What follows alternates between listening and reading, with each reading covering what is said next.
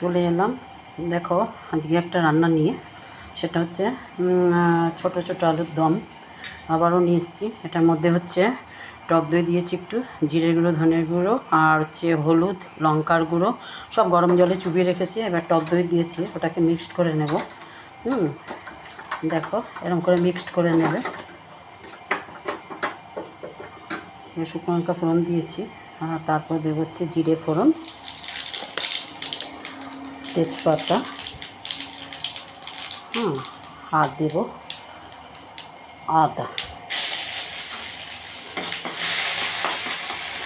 আমি বেশি long video করি না, কারণ হচ্ছে প্রত্যেকেরই সময়ের একটা দাম আছে, তাই না? অনেকক্ষণ ধরে দেখার তো আর তাদের সময় হয় না। যাই হোক, সংক্ষিপ্ত দেখে দিচ্ছি। এবার হচ্ছে হিং দিয়ে দিলাম আদার মধ্যে, আর দেবো হচ্ছে টমেটো কুচি। ঠিক আছে, এই দিকে দেবো নাড়াচাড়া করে, তারপরে মশলাটা ছাড়বো। ঠিক আছে, দেবো নুন আলু ভাজার মধ্যে, আলুটাকে ভেজে রেখেছি। দেখো আলু ভাজার মধ্যে দিয়েছি, ওই জন্য নুনটা কম দিলাম। নুন কম বেশি হলে পরে সেটা পরে নেওয়া যাবে। এবার হচ্ছে কটা লবঙ্গ ছেড়ে দিলাম, আর দেবো দারচিনি। এরকমভাবে আলুর দমটা করে দেখো। খাও তো নিরামিষ, তাই যে সোমবার তো নিরামিষ, আমাদের তো কোনো ব্যাপার না। তোমরা তো এইভাবে খাও না, কিন্তু আমরা তো এইভাবেই খাই। তার জন্য আচ্ছা দেখো, ভুল করে মশলাটা না কষিয়েই দিয়ে দিয়েছে। তবে যাই হোক, আমি সাইড দিয়ে দেবো মশলাটা, যাতে একটুখানি ভালো করে কষতে পারি।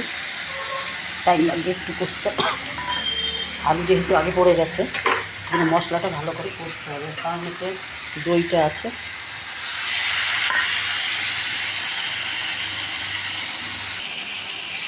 একটু সামান্য মিষ্টি দিয়ে দেবো। আলুটাকে কী করবো, নাড়াচাড়া করবো ভালো মতন। গরমে সবার মাথা নষ্ট হয়ে যাচ্ছে, যার জন্য মশলাটা আগে কষে নিয়ে আমি আলুটা দিই। যাই হোক, ফাঁকা করে দিয়ে খানিকক্ষণ রেখে দিয়েছিলাম, নাড়াইনি আলুটা। এখানে কোনো প্রবলেম হয়নি। এবার আলুটাকে ভালো করে কষতে হবে। কালারটা কেমন এসছে দেখো। এবার একটু ঢেকে দেবো কমিয়ে দিয়ে।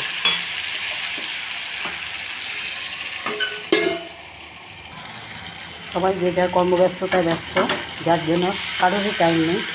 এবার হচ্ছে গরম জলটা কষিয়ে দিয়ে দেবো। ঠিক আছে, তেল ছেড়ে গেছে।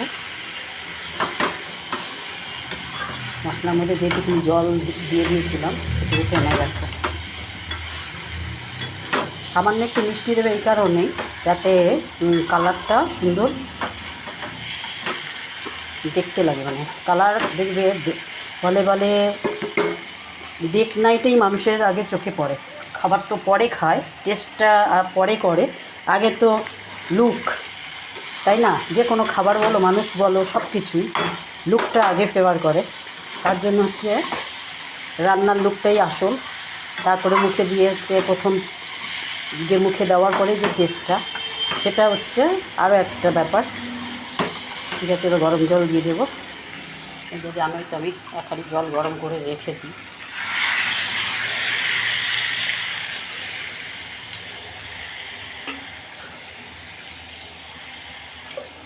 বেশি জল দেবো না, আর একটু টানবে একটু জল। ঠিক আছে, একটুখানি দিলাম,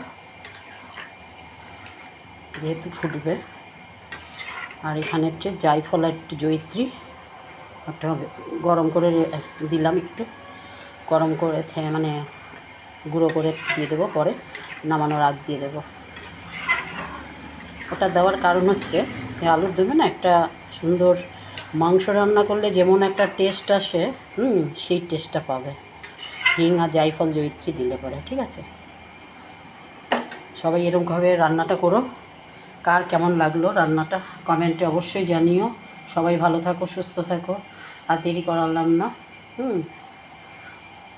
ঠিক আছে, নামানোর আগ দিয়ে ওইটুকুনি আর ঘি দিয়ে নামিয়ে ফেলবো। ঠিক আছে, সবাই ভালো থাকো।